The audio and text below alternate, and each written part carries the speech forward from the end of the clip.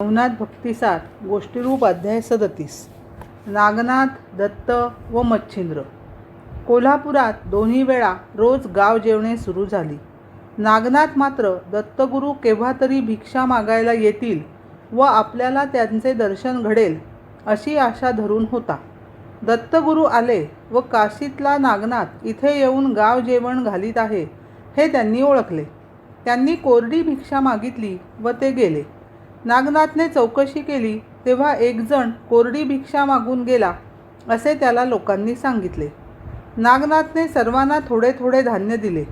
तो म्हणाला, जर कोणी भिक्षा मागायला आला तर त्याला धान्याची भिक्षा घाला आणि त्याला एवढे मात्र सांगा, नागनाथने दिलेल्या धान्यातून ही भिक्षा घातली आहे असे सांगितल्यावर जर त्याने भिक्षा घेतली नाही तर मला लगेच कळवा. माझे त्याच्याजवळ फार महत्त्वाचे काम आहे. दुसऱ्या दिवशी एकाच्या दारात एक साधू भिक्षा मागायला आला. त्याला धान्याची कोरडी भिक्षा घालीत घरातल्या माणसाने सांगितले, सिद्ध नागनाथाच्या कृपेने घरी धान्य भरपूर आहे, त्यामुळे हे शक्य होते. हे ऐकताच तो मागे सरला. काय हो, काय झाले? भिक्षा का घेत नाही? त्या माणसाने विचारले. भिक्षेकरी म्हणाला, मला त्या नागनाथाचे अन्न नको. लोक त्याच्याभोवती जमले. त्यातील एकाने नागनाथाकडे जाऊन त्याला सांगितले, अहो, तो भिक्षेकरी आला आहे. तो कोरडी भिक्षाही घेत नाही, म्हणतो मला नागनाथाचे अन्न नको. नागराज धावला व त्या साधूच्या पायांना मिठी मारीत रडत म्हणाला, गुरु महाराज, मला का सोडून गेलात? मला घोर रानात टाकलेत, काशीत भेटलात आणि नंतर मला सोडून दिलेत. ते दत्तगुरू होते.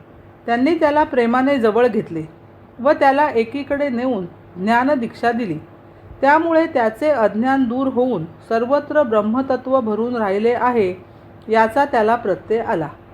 कोल्हापुरातील गाव भोजनाची त्या दिवसाची व्यवस्था झालीच होती. नागनाथ कोल्हापूर सोडणार हे लोकांना कळले व वाईट वाटले, पण तो थांबणार थोडाच. श्री दत्तगुरू व ध्यानमंत्राच्या सहाय्याने आकाशमार्गे दोघे काशीला गेले. तेथे विश्वनाथाचे दर्शन घेऊन सर्व तपश्चर्यांचे माहेर, सर्व सिद्धांचे आदरणीय स्थान अशा बद्रिका आश्रमात गेले. श्री शंकराने तो अविरहोत्र आहे हे ओळखून त्याला सर्व विद्या व ज्ञान देऊन पूर्ण सिद्ध केले.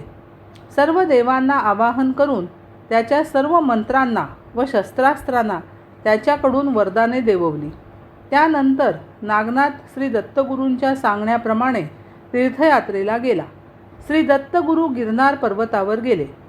नागनाथ तीर्थयात्रा करता करता वडवाल या गावी आला. आपल्याला ध्यानात असताना कोणी त्रास देऊ नये म्हणून तो मठाच्या द्वारावर पहारेकरी ठेवीत असे. त्याच गावात मच्छिंद्रनाथ आला असता पहारेकऱ्यांनी त्याला अडवले.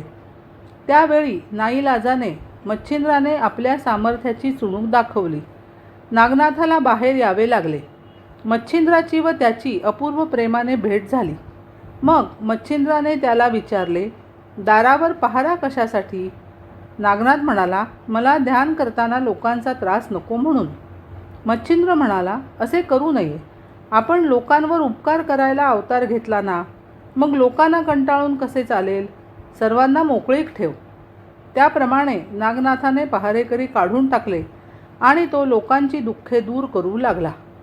त्याने एकदा दया येऊन संजीवनी मंत्राने एका मृत मनुष्याला जिवंत केले.